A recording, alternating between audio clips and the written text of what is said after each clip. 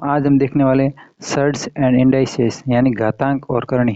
घात पावर, जो ही पावर होती है वही क्या होती है, घात होती है, और उसी को क्या बड़े रूप में होती है तो क्या बोल देते हैं, घातांक। इसमें कुछ रूल देखते हैं। सबसे पहला रूल है कि यदि किसी भी संख्या की घात 0 आए तो उसका मान हमेशा क्या होगा, उसका मान हमेशा 1 ही होगा। ठीक है, अगर किसी भी संख्या की घात 0 आए तो उसका मान होगा 1। दूसरा रूल है, अगर कोई संख्या जिसका आधार, देखते हैं यहाँ जो नीचे वाली संख्या होती है उसको आधार बोलते हैं, और इसके ऊपर जो घात लगी हुई है उसको क्या बोलते हैं, घात।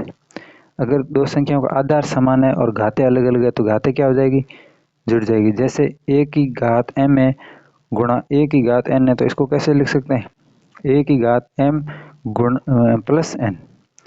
क्या लिख सकते हैं, a की घात m प्लस n।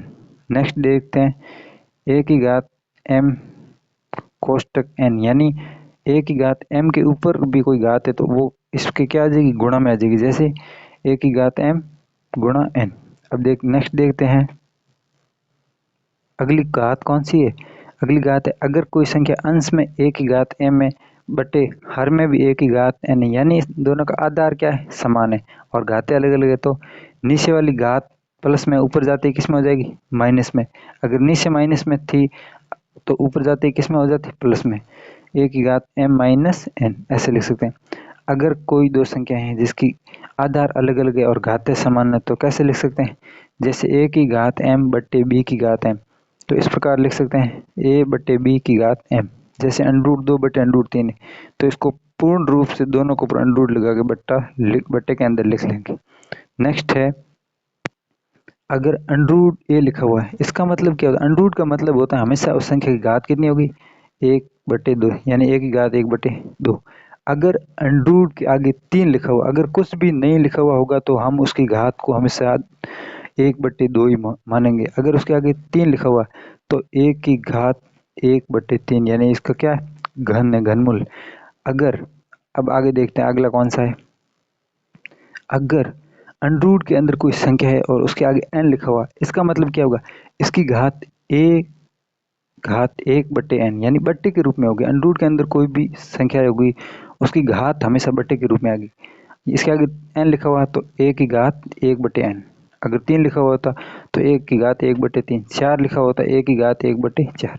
इस प्रकार से अगला क्या है, a की घात m बराबर a की घात n। यहाँ कहना क्या चाह रहा है, यहाँ इन दोनों की घातें अलग है जबकि आधार समान है। आधार क्या है, इसमें भी a है और इसमें भी है, तो इसमें क्या हो जाएगी, दोनों की जो घातें हैं वो उनको बराबर लिख सकते हैं, तो क्या लिख देंगे, m बराबर n। अगला कौन सा है, अगला है a की घात m गुणा b की घात m, तो इसको सम्मिलित रूप से लिख सकते हैं, नहीं लिख सकते, a गुणा b की घात m। जैसे 2 की घात 3 गुणा 3 की घात 3, तो इसको ऐसे लिख सकते हैं ना, 2 गुणा 3 की घात 3। इसको करना आसान हो जाएगा, 3 दूनी 6, 6 की घात 3 करेंगे कितना आएगा, 6 गुणा 6 गुणा 6, 6 संग 37, 37 को 6 से गुणा करेंगे क्या आएगा, गुणा करके देख लो। अगर लास्ट और नेक्स्ट a की घात -1 है तो इसको कैसे लिख सकते हैं, उसको प्लस बनाने के लिए क्या करेंगे, a की घात उसको ऊपर से किस में नीचे ले आएंगे, तो a की घात a+1, यानी a की घात a+1 हो जाएगी, और ऊपर जाती किसकी हो जाएगी, a की घात -1।